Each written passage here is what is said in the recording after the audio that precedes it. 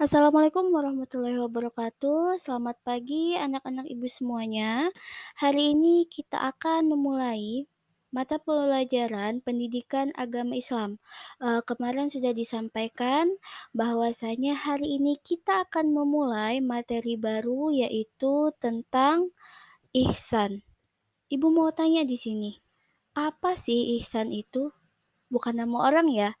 Ihsan itu adalah sesuatu, perbuatan. Mungkin ada yang tahu ihsan itu apa? Bagaimana? Ada yang tahu? Oke, sebelum kita memasuki arti ihsan itu apa, Ibu akan sampaikan dulu apakah tujuan pembelajaran kita tentang ihsan tersebut.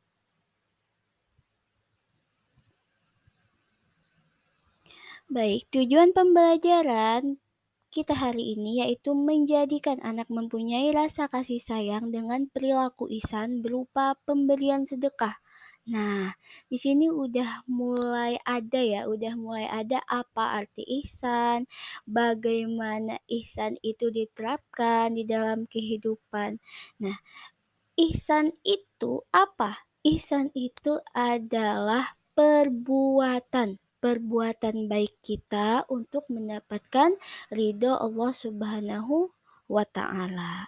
Nah, sebelum kita memasuki pembelajaran ihsan lebih dalam lagi, Ibu berikan waktu kalian 5 sampai 10 menit kita akan refleksi atau juga kita akan tadarus dulu tentang ayat yang menyangkut arti ihsan tersebut. Nah, silahkan kalian buka Al-Qur'annya atau di buku paket Tadarus Quran Surah Al-Baqarah ayat 83. Setelah itu nanti Ibu akan memberikan pertanyaan, Ibu pengen kalian menyimpulkan apa sih arti dari ayat tersebut.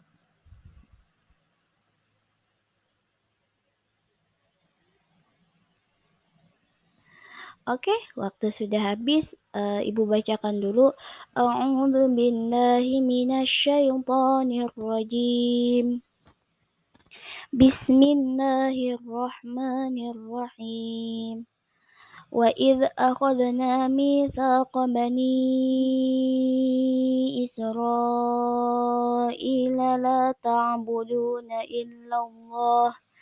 لا تعبدون إلا الله وبالوالدين إحسانا وذي القربى واليتامى والمساكين وقولوا للناس حسنا وأقيموا الصلاة وآتوا الزكاة. Nah, sudah tahu kan tadi bacaannya Quran Surah Al-Baqarah ayat 83. Sekarang Ibu pengen tahu, apa sih kesimpulan dari ayat tersebut? Ada yang bisa jawab? Oke, di sini akan Ibu jelaskan. Kesimpulan dari ayat tersebut adalah Allah mengingatkan Bani Israel agar beribadah kepada Allah dan berbuat baik kepada orang tua serta sesama muslim. Kita flashback sedikit, kemarin sudah pernah dibahas di dalam Quran Surah Al-Luqman, di situ tentang perilaku kita atau perbuatan baik kita kepada orang tua. Yang pertama, kemarin membahas jangan sampai melawan apalagi mengatakan apa kemarin? Mengatakan atau cih kepada orang tua. Contoh, Ma atau misalkan Nak, belikan Mama pulsa ke warung. Ternyata si anak menjawab, Bah Mamani, atau misalkan Mamani, aku capek Maai, atau aku uyuh Maai. Nah, di situ perkataan yang atau cih itu adalah suatu laknat dari Allah yang bakalan menyengsarakan hidupnya. Nggak bakalan terasa. Nggak bakalan terasa yang namanya dosa ketika diperbuat. Itu nggak bakalan terasa.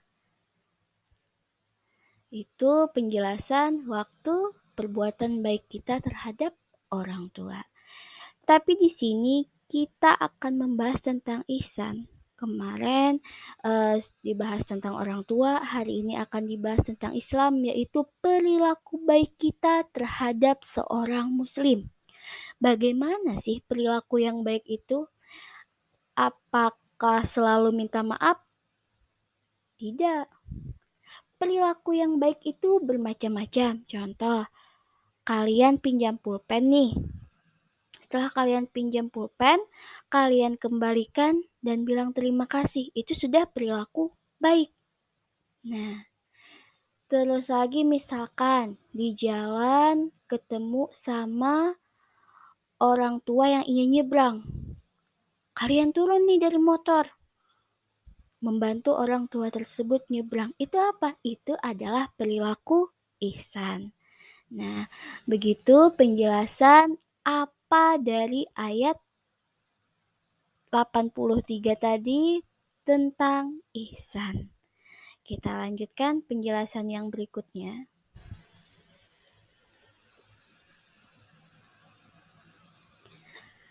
Silahkan kalian lihat di slide. Nah, di slide ini ada pengertian ihsan. Di sini sudah ada pengertian ihsan, sangat jelas sekali Ibu tuliskan. Artinya di sini ihsan itu adalah beribadah kita kepada Allah seolah-olah engkau melihatnya. Artinya di sini kita beribadah karena Allah, bukan karena manusia. Jangan sampai niat kita itu hanya ingin dilihat manusia, karena itu termasuk riya. Nah, Ibu langsung lanjut aja ya. Setelah itu di sini, nah dari pengertian yang di atas tadi, pengertian arti ihsan secara bahasa dan istilah, di sini dapat diartikan bahwasanya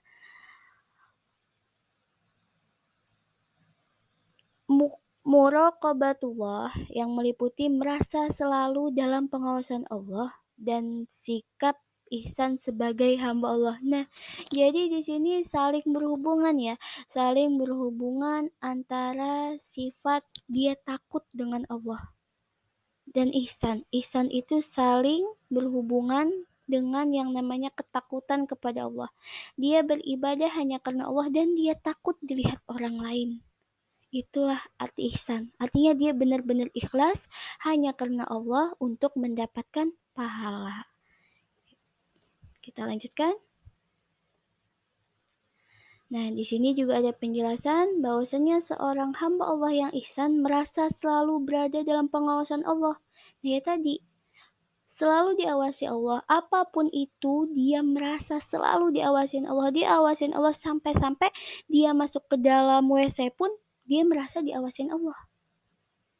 Itulah orang yang sudah hatinya itu sudah terbentuk ada kata ihsan di dalam hatinya. Artinya ihsan itu sudah mendarah daging di dia. Nah, makanya seseorang itu takut dengan Allah karena takut apabila sewaktu-waktu dia beribadah semata-mata hanya karena manusia, dia takut kebaikannya, keikhlasannya itu dihapus oleh Allah, diganti Allah dengan dosa. Na'udzubillahi min dzalik. Kita lanjutkan lagi. Di sini ada yang namanya kualitas perbuatan manusia. Di sini ada hadis tentang ihsan, ada aspek tentang ihsan yang merusak ihsan, serta untuk mencapai ihsan. Nah, kita persingkat aja, kita percepat. Qala Rasulullah sallallahu alaihi wasallam, fa akhbirni 'anil ihsan. Nah, artinya apa sih ihsan? Ihsan itu adalah perbuatan baik yang tidak ingin dilihat oleh manusia. Setelah itu ada lagi aspek ihsan apa aja? Ibadah, muamalah, aspek ihsan, akhlak. Yang ini tadi, Menyangkut seluruh aspek ihsan adalah beribadah, muamalah, akhlak. Nah, jangan sampai katanya kalau orang yang sudah hatinya itu ihsan, jangan sampai terlihat oleh manusia karena dia takut yang namanya ria. Hal-hal yang merusak ihsan. Wah, ternyata sih banyak. Yang pertama apa? Sombong. Kedua, serakah, iri dengki, gibah, dendam, dan pelit. Nah, ini adalah hal yang merusak ihsan. Sombong. Banyak sekarang yang sombong. Sombong ilmu, sombong pangkat, sombong kedudukan, sombong dia rajin beribadah. Nah, itulah salah satu yang merusak arti dari ihsan. Dan di situ lagi ada serakah. Serakah banget, artinya dia tidak mau berbagi. Ditumpuknya aja harta. Serakah. Sudah dapat ini, pengen lagi yang ini. Nah, itu yang namanya serakah. Di situ ada gibah. Nah, biasanya kan cewek-cewek nih ya, cewek-cewek suka gibah, nongkrong di sana di sini, gosipin si A. Nah, itu yang merusak yang namanya ihsan. Jangan sampai kelakuan gibah atau perbuatan gibah ini merusak ihsan yang tadinya numpuk, pahalanya tiba-tiba hilang. Karena apa? Karena gibah tadi. Kita lanjutkan. Cara untuk mencapai ihsan banyak. Yang pertama di dalam Quran Surah Al-Imran ayat 103 tentang cinta kasih terhadap sesama, terhadap semua orang, terhadap makhluk dan terhadap juga Allah. Nah, di sini banyak dijelaskan di dalam Al-Quran tentang cinta kasih, tentang tidak egois, senyum, salam, dan sapa. Nah, ini yang dapat mencapai ihsan saling memaafkan. Nah, jadi yang namanya ihsan kita tanamkan dari sekarang. Gak usah jauh-jauh dulu, dalam diri kita aja dulu kita tanamkan. Artinya setiap kali kita beribadah, jangan sampai orang tahu. Terus gimana Bu? Katanya kalau misalnya orang ngeliat, ya sudah orang ngeliat. Artinya ketika orang ngeliat, jangan sampai kita itu meninggikan suara. Meninggikan suara artinya di sini. Ketika orang itu datang, wah suara kita over. Seolah-olah pengen didengar nih, suaraku bagus. Nah, jangan sampai kayak gitu.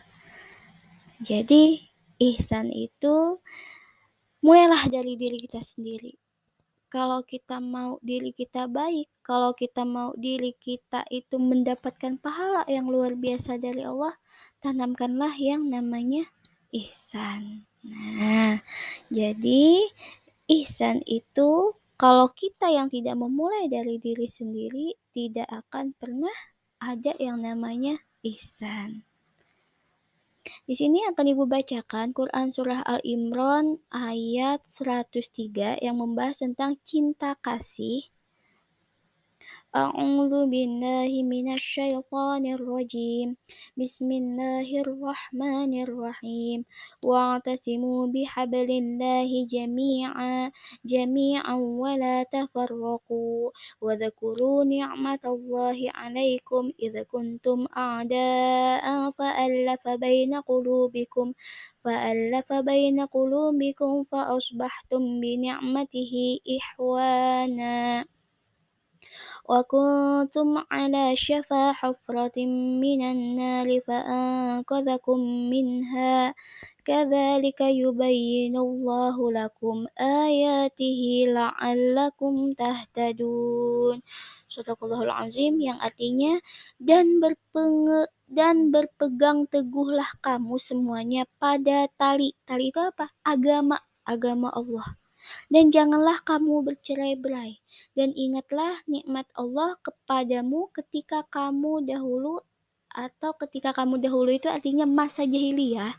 Masa jahiliyah bermusuhan, jadi zaman dulu itu orang-orang pada bermusuhan. Nah, lalu Allah mempersatukan hatimu sehingga dengan karunia-Nya kamu menjadi bersaudara, sedangkan ketika itu kamu berada di tepi jurang neraka. Lalu Allah menyelamatkan kamu dari sana, demikianlah Allah menerangkan ayat-ayat-Nya kepadamu agar kamu mendapat petunjuk.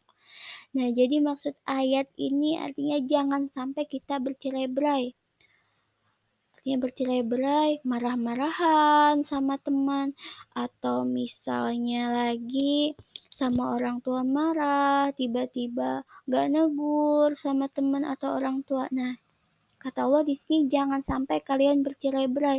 Ingat kata Allah, pada zaman dulu ketika aku mencerai-beraikan hati orang para jahiliyah, aku satukan lagi. Artinya jangan sampai kita mengulang masa lalu ke zaman jahiliyah.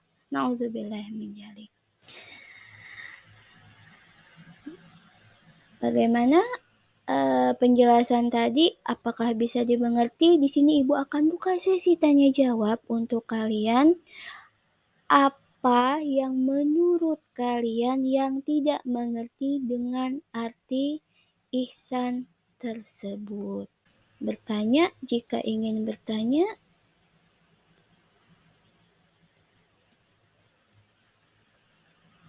Kalau tidak ada, nanti akan kita sambung di pertemuan berikutnya. Terima kasih untuk hari ini.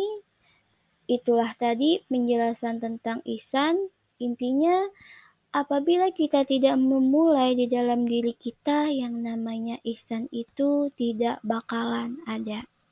Oke, sekian dari Ibu. Assalamualaikum warahmatullahi wabarakatuh.